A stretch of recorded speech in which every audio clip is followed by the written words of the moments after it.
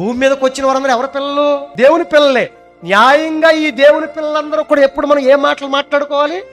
దేవుని మాటలే మాట్లాడుకోవాలి, దేవుని మాటలే మనం వినాలి. ఎందుకంటే మన దేవుడి పిల్లలు. ఏమంటే మనం మాట్లాడే మాటలన్నీ కూడా దేవుని మాటలేనా? మనం ఎవరితో చెప్పే మాటలు దేవుని మాటలే చెబుతున్నామా? మనం మాట్లాడుకునేటప్పుడు ఎప్పుడు మనకు గుర్తుకు రావాలి, నేను దేవుడు కుమారుడిని, కుమార్తె అన్న సంగతి నీకు గుర్తుంటే మనం ఎప్పుడు కూడా మన తండ్రి మాటలే మనం మాట్లాడుకోవాలి. యేసుక్రీస్తు ఏమన్నాడండి?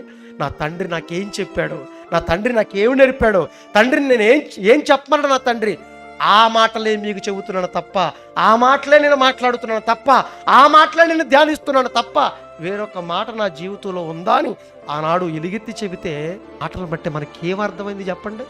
దేవుని మాట కాని ఏ మాట మన నోట రావటానికి వీల్లేదు. ఎక్కడ కూర్చున్న దేవుని మాటలు, ఎక్కడ కూర్చున్న దేవుని వాతావరణం, ఎక్కడ కూర్చున్న దేవుని పరిచర్య మనకి స్వాభావికంగా రావాల్సిన లక్షణం క్రీస్తులోకి వచ్చిన తర్వాత.